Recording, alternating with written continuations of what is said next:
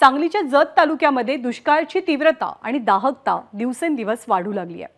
जत तालुक्यामधल्या पूर्व भागातील 73 गावांच्या 533 वाड्या वस्त्यांवरती 97 टँकरनं सध्या पाणी पुरवठा होतोय।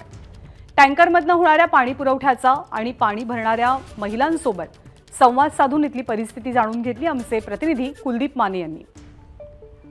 सांगली जिल्ह्यातील जत तालुका हा प्रामुख्याने दुष्काळी तालुका म्हणून ओळखला जातो आणि जे परिस्थिती सध्या आता दुष्काळाची महाराष्ट्रभर आहे त्यामध्ये सांगली जिल्ह्यातला हा एक प्रमुख दुष्काळी तालुका म्हणून ओळखला जातो आणि त्यामुळे जत तालुक्यातील दुष्काळाची जी परिस्थिती आहे ती आपल्याला स्पष्टपणे दिसते आणि जत मध्ये या पाण्याच्या बरोबरच चाऱ्याचा देखील प्रश्न गंभीर आहे। मावशी मला सांगा, टँकर दररोज येतो काय? येतंय पण पाणी पुरवठा होत नाही। बरोबर, पुरत नाही हा, पाणी पुरत नाही, येतंय पण पाणी पुरत नाही। एक दिवसाआड येते सगळ्यांनाच पाणी। हा, जनावरला पण माणसांना पण प्यायला सगळ्यालाच आहे पाणी।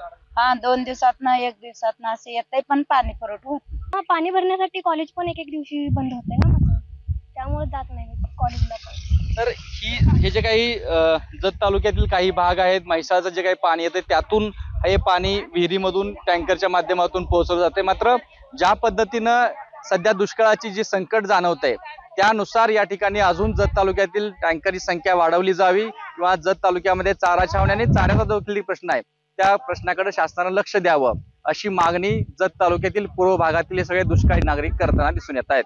कॅमेरा पर्सन योगेश सोबत कुलदीप माने, एबीपी माझा, जत, सांगली। एबीपी माझा, उघडा डोळे बघा नीट।